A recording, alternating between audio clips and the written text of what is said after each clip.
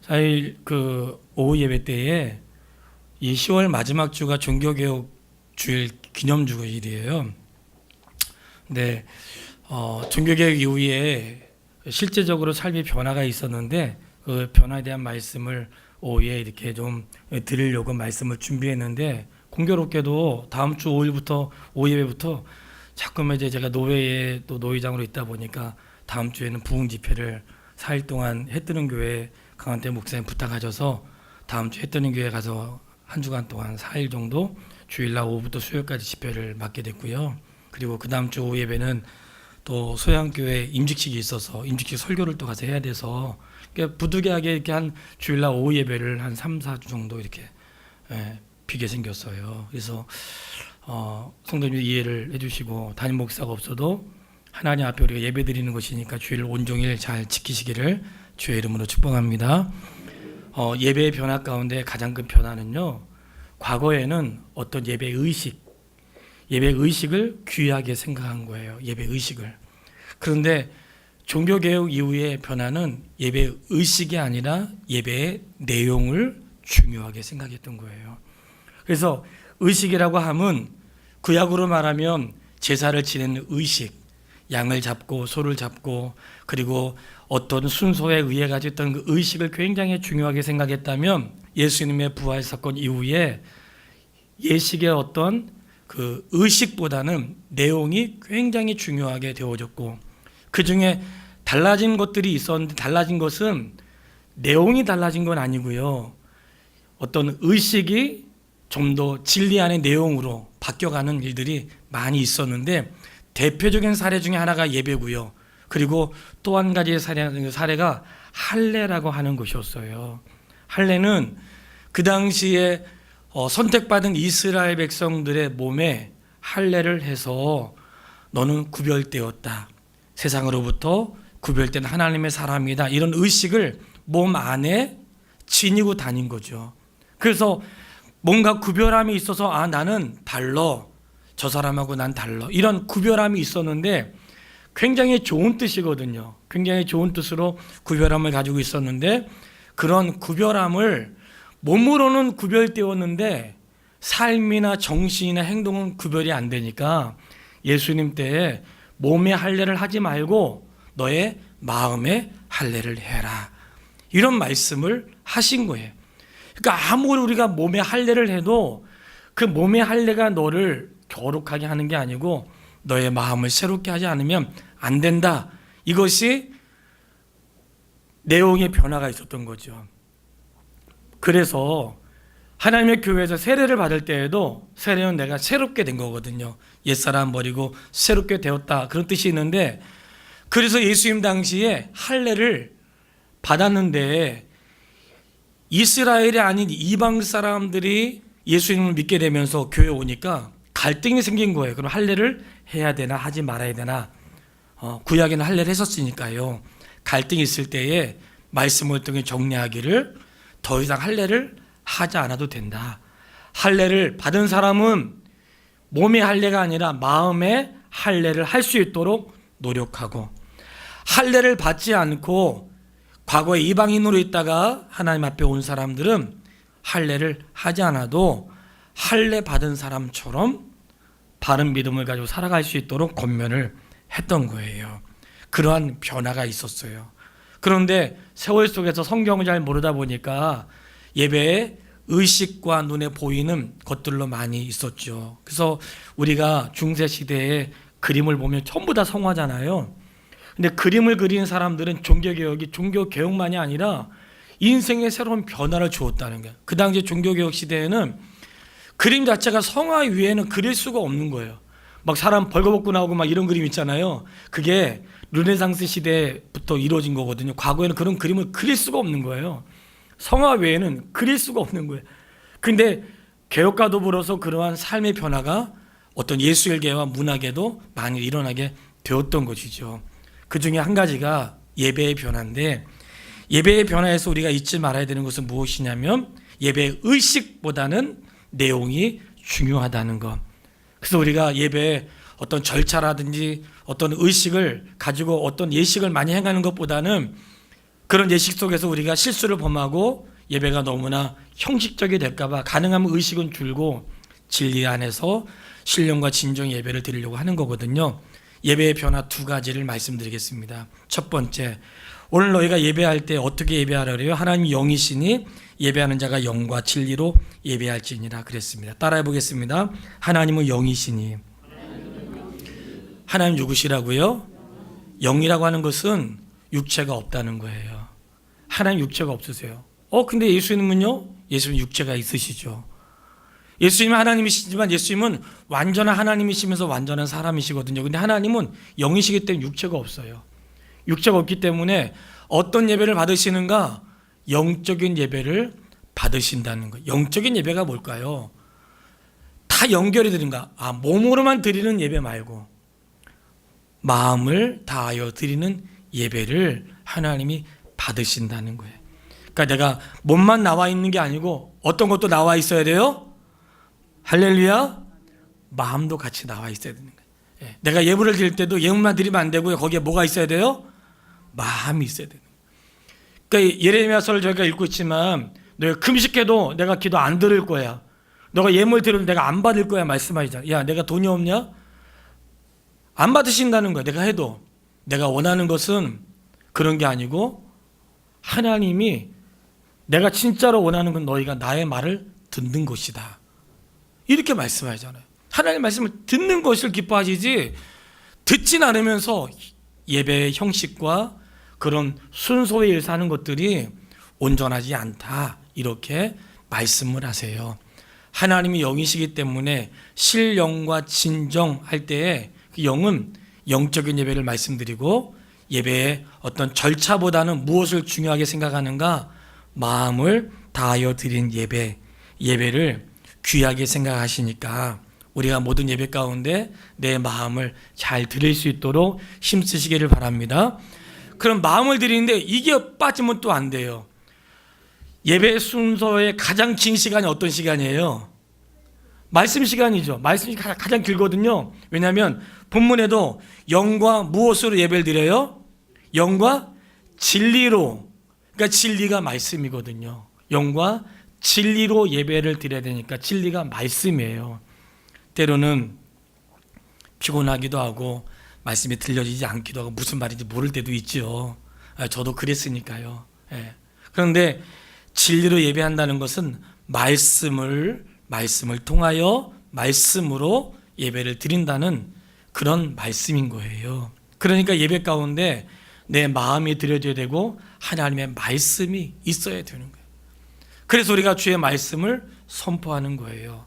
말씀을 전할 때 가급적이면 저도 정해진 시간 안에서 하려고 노력을 많이 하고요. 오후 예배는 가급적이면 그 시간을 넘기지 않고 좀 찬양 예배니까 찬양을 좀 많이 하려고, 금요 기도회는 금요 기도회니까 좀 기도를 좀 많이 하려고, 수요일 날도 예배라기보다는 사실 성경 공부하고 성경 공부 형식으로 진행되고 있는데 예배 그러면 예배에는 재물이 있어야 되기 때문에 원래 그게 공적인 예배의 표현이 맞거든요.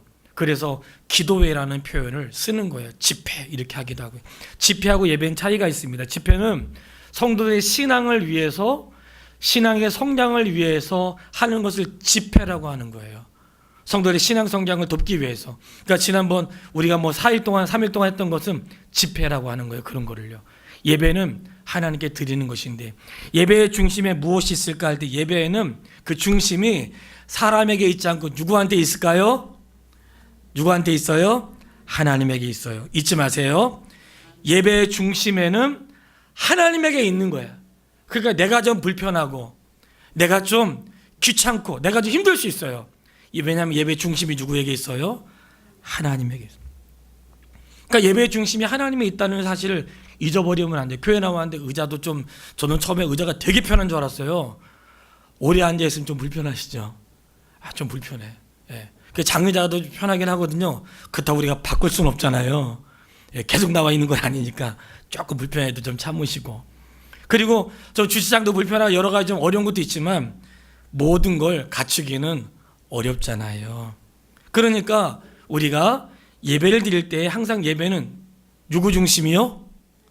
하나님 중심 잊지 마세요. 맞는데 개인적으로 불편할 수 있어. 자리가 불편하고 분위기가 불편하고 그럴 수 있죠. 근데 예배 중심에는 나의 불편함이 우선이 아니라는 것. 우리가 성도의 불편함을 최대한 해소를 하기 위해서 교회도 노력을 하죠. 그건 이제 당연히 우리 중직자나 교회를 섬기는 분들 해야 될 마땅히 노력하는 부분이 있지만 중심은 예배를 받으시는 하나님에게 있다는 사실을 우리가 기억해야 되고요. 기독교의 예배를 변질시키는 것, 대표적인 것 두 가지가 있어요. 예배를 변질시키는 것 두 가지가 있는데 그 중에 한 가지가 무엇이냐면 사람을 만족시키려고 드리는 예배예요. 예배를 통해서 뭔가 성도에게 만족감을 주고 싶은 거예요. 이 자체가 벌써 출발이 잘못된 거예요. 한동안 그런 책이 나왔더라고요. 예배는 콘서트가 아닙니다. 맞습니다. 예배는 콘서트가 아니에요. 예배에는 악기가 동원되고 화려하고 멋진 거 맞아요. 근데 즐기는 거 아니에요. 노래 잘한다 그런 거 아니에요. 노래 좀 못해도 괜찮아요. 하나님 받으시는 게 중요한 거지. 성도가 보기에 즐기는 예배. 한동안 우리나라에 어떤 예배가 유행했는지 아세요? 열린 예배. 많이 들어보셨어요? 열린 예배. 그러면 닫힌 예배도 있어요? 열린 예배 도대체 열린 예배는 뭐지? 열린 예배. 그러면 열린 예배라는 건 닫힌 예배도 있다는 건데 닫힌 예배는 고리타분한 예배인가? 열린 예배 자체가 예배를 혼란스럽게 하는 거예요. 구도자 중심의 예배 어떠세요? 한국 교회가 그렇게 배웠다니까요. 미국으로부터 넘어와가지고 구도자 중심의 예배. 이게 뭐냐면 새가족 중심의 예배라는 거예요. 틀렸습니다. 예배는 누구 중심이 아닌 거예요. 예배는 누구 중심이에요? 할렐루야! 하나님 중심. 예배는 새로운 사람 중심 아니에요. 오래된 성도 중심 아니에요. 교회 중직자들 중심도 아니고요. 목사 중심도 아니에요. 예배는 하나님 중심인 거예요. 하나님 중심인데 구도자 중심의 예배, 부담 없는 예배. 이 두 가지 말씀드릴 거거든요. 열린 예배라고 하는 그 표현 자체가 옳은 표현이 아니에요. 예배는 하나님을 향하여 드리는 게 예배고 사람을 향하여 하는 건 집회라고 하는 것인데 예배를 드릴 때에 누구 중심이라고 할 때 그 중심은 사람이 돼서는 안 되고 하나님이어야 하는 거예요. 그렇기 때문에 우리의 모든 예배의 중심은 누구에게요? 하나님께. 찬양도 좀 틀려도 괜찮아. 창피할 것도 없어요. 하나님에게. 앞에 나와서 하는 모든 순서도 하나님 앞에서 그렇게 드리시기를 바랍니다. 예배 가운데 우리가 하나 주의할 것도 하나 있어요. 부담 없는 예배. 이게 성도를 타락하게 하는 거예요. 부담 없는 예배. 이 부담 없는 예배라고 하는 것은 교회 오면 절대로 죄 얘기는 하지 않고 절대로 헌금 얘기는 하지 않고 절대로 헌신도 얘기하지 않고 강요하지 않고 그냥 구경꾼처럼 예배드리고 편안하게 돌아가셔서 편안하게 쉬실 수 있도록 부담 없는 예배가 성도를 병들게 하는 거예요. 예배는 부담이 있습니다. 어떤 부담이 있는가? 우리가 말씀을 알지만 말씀 가운데 있으면 마음에 부담이 있어요. 내가 저렇게 살아야 되는데. 요즘 성경 공부 시작했잖아요. 성경 공부를 하는데 한 분이 그러는 거예요. 목사님, 제가 성경을 읽고 있는데요. 읽을 때마다 깨닫는 것이 정말 사람은 죄인이 맞는 것 같아요. 갈수록 자기의 죄업을만 드러난다는 거예요. 맞아요. 저도 그래요. 말씀을 읽을수록 부끄러운 것밖에 없고요. 말씀을 읽을수록 정말 나는 멀었구나. 내가 언제 처리되려나. 그러니까 말씀을 가까이 할수록 그러는 거예요. 근데 말씀에 부담이 없는 예배라는 것은 뭐냐면 편안하게 왔다가 그냥 편안하게 가고 설교 중에 대중들에게 편안하게 위해서 무슨 드라마 예배 많이 하잖아요. 그리고 성도들에게 부담을 주지 않기 위해서 청바지 입고 티 입고 이렇게 할 수 있죠. 부담을 주지 않는 것 자체가 출발이 잘못됐다는 거예요. 부담을 주는 게 아니고요. 말씀 앞에 서는 예배가 옳은 거예요. 신령과 진정의 예배는 마음이 있는 예배고요. 그리고 그 예배에는 마음이 있기 때문에 내가 마음 가운데 마음과 함께 말씀을 듣다 보니까 그 말씀의 깨달음이 있게 되는 예배. 이것이 하나님이 기뻐하시는 예배로 받으시기를 바라요. 여기에 더불어 한 가지만 더 말씀을 드릴게요. 신령과 진정 예배 가운데 빠지면 안 되는 거, 예배 시간에 빠지면 안 되는 게 있어요. 근데 우리는 예배 순서에 사실 그게 없어요. 제가 부끄러운 고백이지만 제가 노회 우리 목사님들 교육 때도 한번 제가 부끄러운 고백을 한번 했었고요. 제가 성도님들께도 한번 했던 것 같아요. 우리 교회 예배 스타일이 제가 부교육자로 생활하면서 그래도 가장 괜찮다고 생각했던, 물론 학교 시간에도 이제 수업 시간에도 예배를 배웠지만 그래도 가장 적절하다고 생각했던 예배 스타일을 이제 준비한 거거든요. 이 예배 스타일이 서울 합평교회가 했던 예배 방법이에요. 근데 그 중에 제가 한두 가지만 이 예배 형식에 있어가지고 뭐 큰 문제가 안 되니까 했는데, 오히려 세월이 지나고 성경을 알면 알수록 이것 좀 뭔가 다른 게 있다. 이제 그렇게 마음에 부담이 되는 게 있었어요.